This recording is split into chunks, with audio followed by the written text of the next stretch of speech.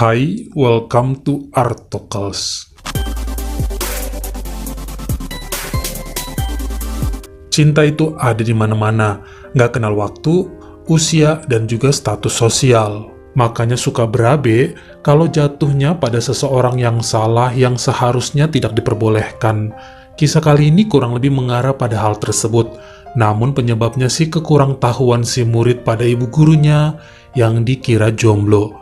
Malahan semua makin berantakan sebab ada pihak-pihak yang marah dan yang menjadi salah sasaran. Sebelum dilanjutkan, dukung dulu ya channel ini dengan mencet tombol subscribe dan juga dinyalain notifikasinya supaya lain kali kalau misalnya saya upload sesuatu yang seru, kamu jadi orang pertama yang tahu.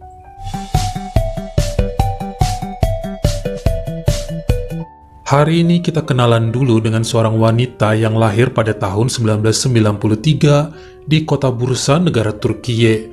Namanya Miray Osman dan merupakan gadis lulusan dari kampus keguruan di kota Istanbul. Bidang studinya bahasa Inggris, lalu mulai mengajar pada tahun 2016.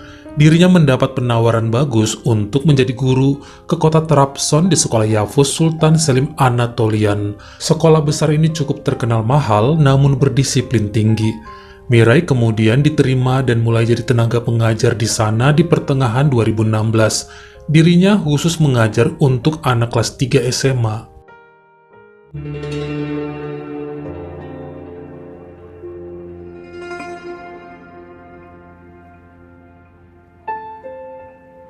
Dari seorang teman dekat, Miray dikenalkan dengan pria yang bekerja sebagai teknisi di Ramada Plaza Hotel bernama Orhan Binisi. Lelaki ini lebih tua 3 tahun darinya dan cukup menarik di mata Miray. Mereka saling nyambung kalau ngobrol serta orangnya sangat sopan. Keduanya saling berhubungan di akhir tahun 2016 dan semua berjalan lancar di awal. Memasuki bulan ketiga, sifat asli Orhan keluar. Dia sangat posesif dan suka cemburu berlebihan. Bahkan jika Miray sedang membalas SMS dari teman atau keluarganya, pasti dicurigai dan handphonenya dirampas. Mau jalan sama kawan-kawan juga sering dilarang dan banyak hal lain yang membuat wanita itu terkekang. Makanya dia ngajak putus dan Orhan sangat sedih dengan hal ini. Akhirnya minta-minta maaf dan janji tidak akan mengulangi. Karena kasihan diterima lagi dan selanjutnya masih juga gitu.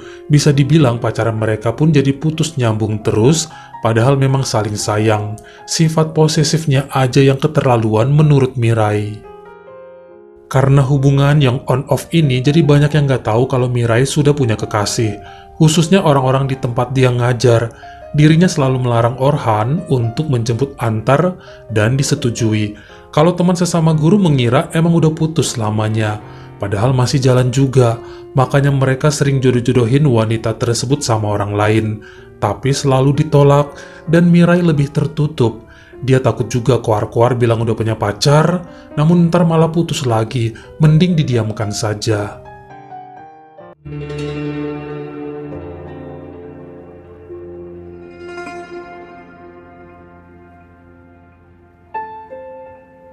Memasuki tahun kedua dirinya mengajar dan bertemu dengan wajah-wajah baru di kelas 3, Miray selalu digoda dan dirayu sama murid-murid prianya. Pada tahun 2017 itu kan dirinya masih usia 24, sementara para pelajar berusia 17-18 tahun. Nggak terlalu jauh dan secara tampang juga nampak sebaya. Makanya pendekatan yang dilakukan bu guru ini adalah dengan menganggap anak didiknya sebagai teman, supaya jam pelajaran tidak membosankan dan para murid juga mudah menangkap materi yang diajarkan. Dibecandain, dirayu dan dipuji-puji udah jadi makanan sehari-harinya.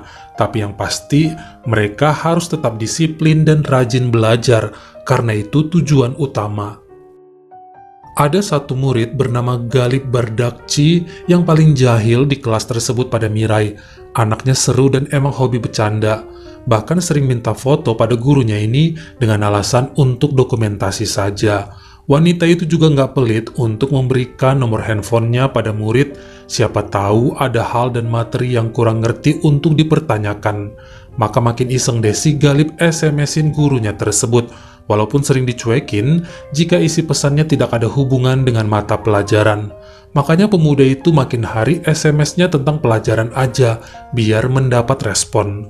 Sampai pada Agustus 2018, Galip dan teman-teman seangkatannya pun lulus dan harus berpisah dengan sekolah serta tenaga pengajar di sana. Walau setelahnya dia masih sering mengirim pesan atau nelpon langsung, namun tidak pernah mendapat tanggapan apa-apa lagi oleh Ibu Mirai. Karena memang selalu menjaga hati dan perasaan pacarnya, akhirnya sikap Orhan makin hari makin baik. Rencana mereka berdua jadi mantap untuk mengarungi bahtera rumah tangga, lalu menikahlah pada bulan Juni 2019 saat Mirai berusia 26 dan suaminya 29 tahun. Saat itu Galip yang sudah berkuliah di Universitas Teknik Karadenis semester 2 tidak mengetahui tentang pernikahan si ibu guru. Dia juga baru putus dari ceweknya di kampus.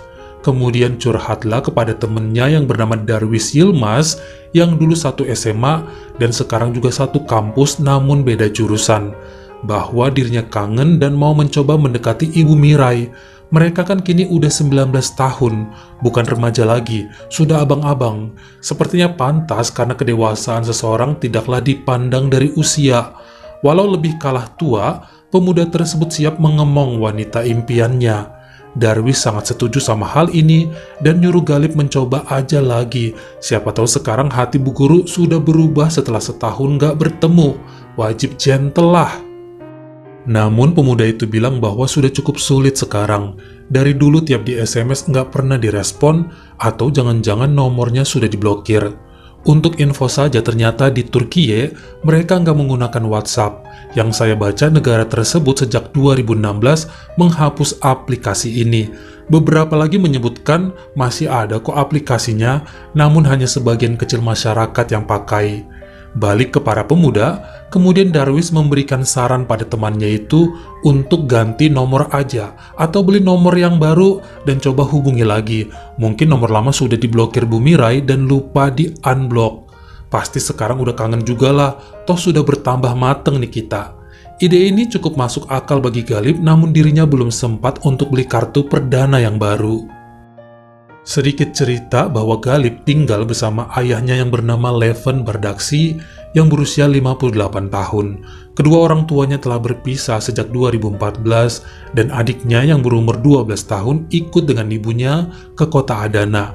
Namun setahun bisa 2 kali kok mereka ngumpul bersama demi menjaga silaturahmi. Pak Leven bekerja sebagai tukang las di salah satu bengkel pembuatan gerbang besi dan atap aluminium. Sementara Galip sangat rajin dan bukanlah anak yang nakal. Sebelum berangkat kuliah atau sedang libur, dirinya yang memasak, nyuci baju, serta bersih-bersih rumah. Palingan kalau lagi pengen ngumpul sama temen, ya pada diajakin nongkrong aja di rumahnya. Keuangan keluarganya juga pas-pasan, tidak lebih namun gak juga kekurangan, dan Galip merupakan anak yang tahu diri. Ide yang dicetuskan sama temannya mulai dia coba realisasikan. Bukannya ganti nomor, dirinya malah coba-coba minjem handphone bapaknya dan dipakai untuk SMS mantan guru SMA-nya itu.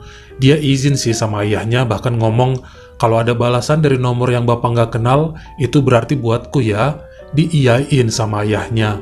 Dimulai dengan say hello, bilang bahwa ini bekas murid SMA-nya dulu, dan ternyata direspon sama Mirai yang kaget dan cukup senang mengetahui bahwa Galip sehat dan sedang berkuliah. Cuma 1 kali itu aja dibalasnya. Karena yang selanjutnya terjadi, pemuda tersebut mengirim pesan yang ngajak untuk ketemuan dan ungkapan ketertarikannya sejak dulu. Karena nggak dibalas lagi sampai besoknya, ternyata membuat Galip resah gelisah semalaman dan nanyain ke ayahnya terus apakah ada SMS masuk dari nomor nggak dikenal. Bapaknya jawab, cek aja, itu di meja handphonenya, dan memang belum direspon. Ini makin buat Galip sulit tidur hingga keesokan harinya sepulang Pak Leven kerja, putranya langsung merebut handphone dan ngecek apakah ada balasan dari Ibu Mirai. Bahkan ditanya ke ayahnya, apakah ada SMS yang dihapus sama dia dari siang. Tapi katanya tidak ada pesan masuk, nggak ada yang dihapus juga. Kecewa dengan hal ini dan handphone ayahnya dipegang terus sama dia semalaman. Galip pun mengirim lagi pesan menyapa, namun nggak dibalas. Hingga akhirnya bertubi-tubi mengirimi puisi-puisi romantis, kata-kata indah dan puji-pujian mesra yang diambilnya dari Google, lirik lagu, serta novel.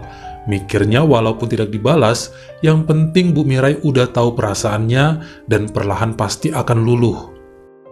Sampai pada Selasa siang 10 September 2019, ada sebuah mobil hitam yang mendatangi bengkel tempat Pak Leven bekerja. Seorang pria turun, ternyata itu adalah Orhan yang mencari lelaki tua itu.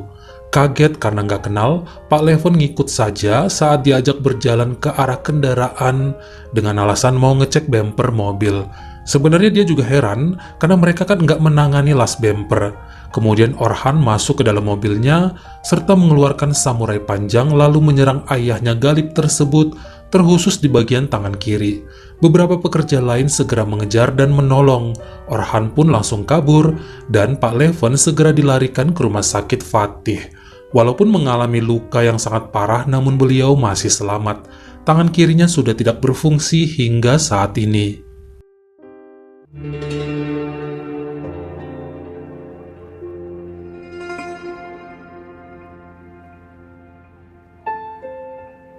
Melalui CCTV yang berada di sekitar bengkel, akhirnya pihak berwajib mendapat nomor plat kendaraan pria yang menyerang Pak Leven.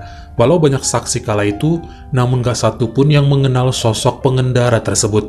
Makanya dilakukanlah pencarian dan diketahui bahwa itu mobil milik Orhan. Pengejaran dilakukan ke rumahnya. Ini bikin Mirai kaget sebab suaminya udah 3 hari gak pulang dengan alasan dinas luar kota ke Mersin. Dari pengumpulan informasi dan penelusuran handphone sang suami, akhirnya Orhan berhasil ditangkap saat berada di kediaman adiknya di Mersin, lalu dibawa kembali ke kota Trabzon untuk diperiksa lebih lanjut.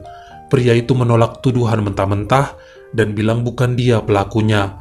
Namun saat Mirai disuruh polisi mengenali mobil dan suaminya dari CCTV bengkel, dia mengkonfirmasi bahwa benar itu adalah Orhan beserta kendaraannya.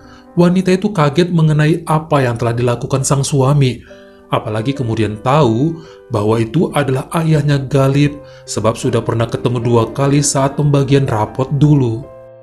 Mau nggak mau, akhirnya Orhan bercerita tentang rasa cemburunya yang besar. Dia emosi saat membaca semua pesan yang masuk ke handphone istrinya saat Mirai sedang tidur. Puisi romantis, pujian bak pujangga sampai lirik lagu yang justru makin membuat hatinya panas gak karuan. Masalahnya itu SMS gak ada nama pengirimnya, nomornya juga tidak tersimpan. Namun Orhan yakin benar bahwa Mirai gak mungkin macem-macem. Ini pasti sepengirim SMS yang ngegodain duluan dan gak mau berhenti.